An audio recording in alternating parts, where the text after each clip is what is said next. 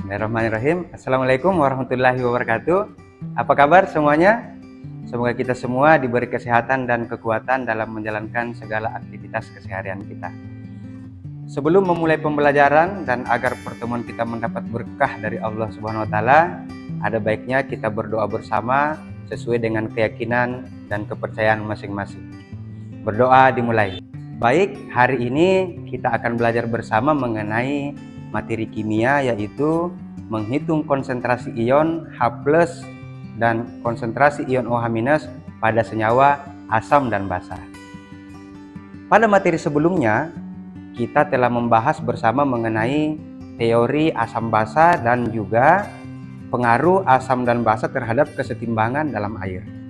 Masih ada yang mengingat mengenai teori asam dan basa menurut Arrhenius? Yap.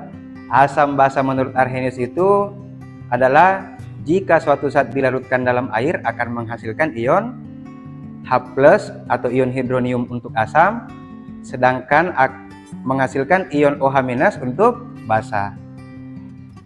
Jadi baik, sekarang mari kita lihat bersama gambar berikut. Dari gambar tersebut kita melihat mayoritas yang kita konsumsi dalam kehidupan sehari-hari itu bersifat asam. Dari beberapa jenis asam yang ditampilkan pada gambar tersebut, nantinya kita akan mengetahui asam yang kuat, ada juga asam lemah, begitu pula dengan basa, ada basa kuat, ada juga basa lemah.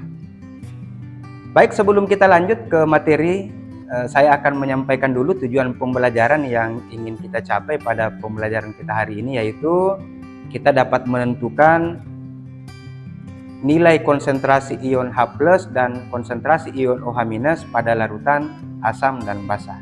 Baik, untuk pertama kita akan membahas mengenai asam kuat. Ada yang tahu apa itu asam kuat?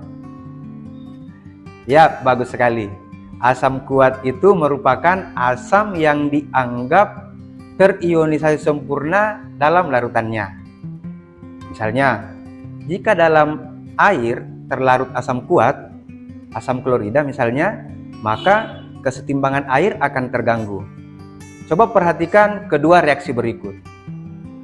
Pada reaksi pertama, air H2O terurai menjadi H+ dan OH- dengan konsentrasi 10⁻⁻⁷m. Sedangkan pada reaksi kedua, asam klorida, asam kuat, HCl terurai menjadi H+ dan Cl- dengan konsentrasi 0,1 m. Dari kedua reaksi tersebut dapat dilihat bahwa konsentrasi H+ dari air dapat diabaikan terhadap konsentrasi H+ dari asam klorida, HCl. Sebab dalam air murni hanya terdapat 1 ion H+ dari 1 juta molekul air. Jadi dapat disimpulkan bahwa untuk larutan asam kuat, konsentrasi H+ hanya dianggap berasal dari asamnya saja. Sedangkan ion H+ yang berasal dari air dapat diabaikan karena terlalu kecil jika dibandingkan dengan ion H+ yang berasal dari asam klorida 0,1 m.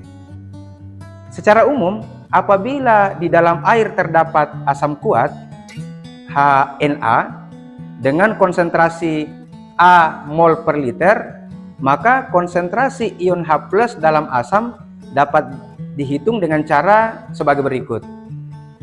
Jadi kita perhatikan reaksinya.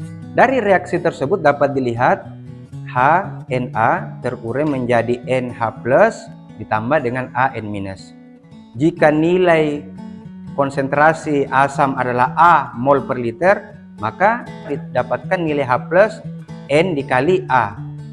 Atau dapat disimpulkan dengan rumus konsentrasi H+ sama dengan N dikali A mol per liter, di mana A itu adalah kemolaran asam dengan satuan mol per liter, sedangkan N itu adalah jumlah ion H+ yang dihasilkan dari reaksi ionisasi asam. Baik, kurang lebih sama halnya dengan asam kuat. Materi kedua kita untuk basa kuat. Jadi pada basa kuat, ion OH- dari air juga dapat diabaikan karena sangat sedikit dibanding dengan ion OH- yang berasal dari basa kuat. untuk memperdalam pemahaman kita terkait mencari konsentrasi ion H+ dan OH- dari asam dan basa, ada baiknya kita belajar melalui contoh-contoh soal berikut. Ya, nomor 1 contoh pertama, hitunglah konsentrasi ion H+ dalam larutan H2SO4 asam sulfat 0,5 m. Jadi kita perhatikan apa yang diminta dari soal. Yang diminta adalah mencari konsentrasi ion H+. Sedangkan yang diketahui di soal ada asam sulfat H2SO4 dengan konsentrasi 0,5 m. Jadi langkah selanjutnya kita buat reaksi ionisasinya agar kita dapat mengetahui berapa jumlah ion H+ atau N dalam larutan. Jadi kita lihat reaksinya bersama. H2SO4 asam sulfat ya terurai menjadi 2H+ ditambah dengan ion SO4 2-, di mana kita ketahui di soal bahwa asam sulfat konsentrasinya 0,5 m. Karena koefisien H+ ada 2, berarti tentunya untuk mencari konsentrasi H+, 2 dikali dengan 0,5 m. Jadi hasilnya adalah 1 m. Kita beralih ke contoh soal nomor 2. Di contoh soal nomor 2, kita menghitung konsentrasi H+ dan OH- dalam larutan KOH, kalium hidroksida 0,001 m. Yang sudah diketahui di soal ada larutannya adalah larutan kalium hidroksida dengan konsentrasi 0,001 m.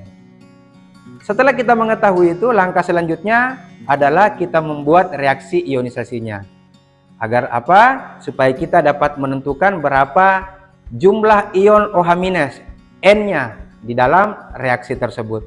Jadi kita lihat reaksinya, NaOH itu akan terurai menjadi Na+ dan OH-. Kelihatan bahwasanya yang dihasilkan cuma 1 ion hidroksida. Makanya nilai konsentrasi OH- sama dengan N dikali B, di mana nilainya N1, sedangkan nilai B konsentrasi basanya adalah 0,001 m. Hasilnya adalah 0,001 m. Jika kita sudah menemukan konsentrasi OH-nya, selanjutnya kita mau mencari konsentrasi H+-nya.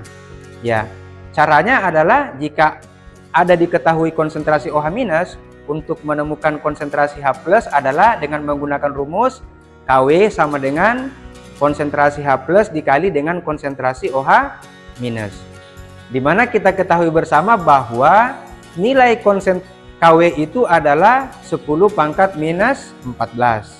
Jadi Kw sama dengan konsentrasi H+ dikali dengan konsentrasi OH-, nilai Kw 10⁻14, nilai OH- 0,001 m.